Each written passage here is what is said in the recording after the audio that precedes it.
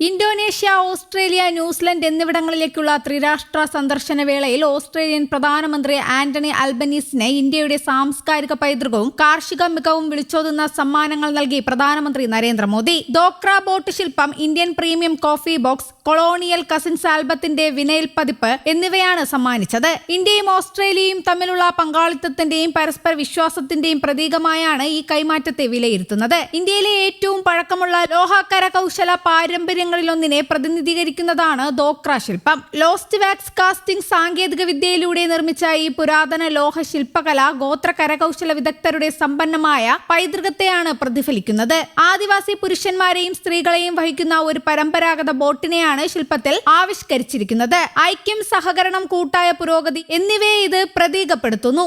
പക്ഷിരൂപങ്ങളും കൈകൊണ്ട് നിർമ്മിച്ച മറ്റു രൂപങ്ങളും കൊണ്ട് അലങ്കരിച്ച ഈ ബോട്ട് പ്രകൃതിയുമായുള്ള ഇഴയടുപ്പത്തെയും അതിജീവനത്തെയും പ്രതിനിധീകരിക്കുന്നു. കൂടാതെ രണ്ട് ഇൻഡോ പസഫിക് രാജ്യങ്ങൾ തമ്മിലുള്ള പങ്കാളിത്തത്തിന്റെ പ്രതീകം കൂടിയാണിത്. ഇന്ത്യൻ പൈതൃകത്തിന്റെയും ആഗോള സംഗീത സ്വാധീനത്തിന്റെയും നൂതന സംയോജനത്തെ പ്രതിനിധീകരിക്കുന്ന കൊളോണിയൽ കസിൻസ് ആൽബത്തിന്റെ വിനയിൽ പതിപ്പും പ്രധാനമന്ത്രി മോദി ആന്റണി അൽബനീസിന് സമ്മാനിച്ചു. വിനയിൽ റെക്കോർഡുകൾ ശേഖരിക്കുന്നതിൽ അതീവ താല്പര്യമുള്ള വ്യക്തിയാണ് ഓസ്ട്രേലിയൻ പ്രധാനമന്ത്രി. 1990കളിൽ ഹരിഹരനും ലെസ്ലി ലൂയിസും ചേർന്ന് ഇന്ത്യൻ ക്ലാസിക്കൽ പാരമ്പര്യങ്ങളെ പാശ്ചാത്യ പോപ്പ്, റോക്ക്, അക്വസ്റ്റിക് സ്വാധീനങ്ങളുമായി സംയോജിപ്പിച്ച് പുറത്തിറക്കിയതാണ് ഈ ആൽബം. തലമുറകളിലുടനീളം പ്രേക്ഷകരിൽ സ്വാധീനം ചെലുത്തിയ ഈ സംഗീത സൃഷ്ടിയെ ഒരു സാംസ്കാരിക കലാസൃഷ്ടിയായി സംരക്ഷിക്കുക എന്ന ലക്ഷ്യത്തോടെയാണ് വിനയിൽ ഫോർമാറ്റിൽ സമ്മാനിച്ചത്. ഇതിനു പുറമെ ആന്റണി അൽബനീസിന്റെ പങ്കാളി ജോഡി ഹെയ്ഡന് കശ്മീരിൽ നിന്നുള്ള തനത് കമ്പിളി ഷാളും മോദി സമ്മാനിച്ചു. ഇന്ത്യയിലെ കാപ്പിയുടെ സമ്പന്നമായ വൈവിധ്യവും ഗുണനിലവാരവും ലോകത്തിന് മുന്നിൽ പ്രദർശിപ്പിക്കുന്നതാണ് Indian premium coffee box. Premium കാപ്പികൾ ഉൽപ്പാദിപ്പിക്കുന്നതിലെ ഇന്ത്യയുടെ വൈദഗ്ധ്യത്തെ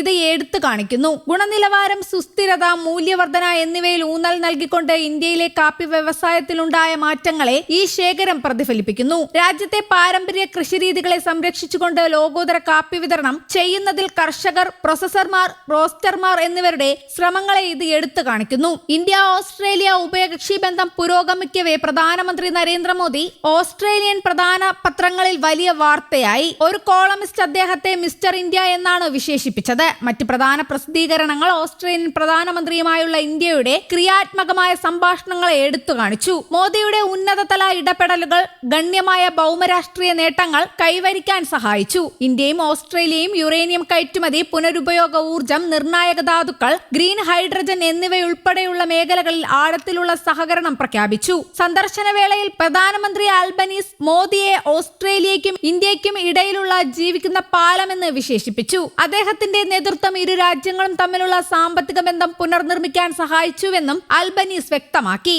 ഇന്തോനേഷ്യ, ഓസ്ട്രേലിയ, ന്യൂസിലൻഡ് എന്നീ 3 രാജ്യങ്ങളിലായിരുന്നു പ്രധാനമന്ത്രിയുടെ സന്ദർശനം. News desk, Kerala Kaumudi.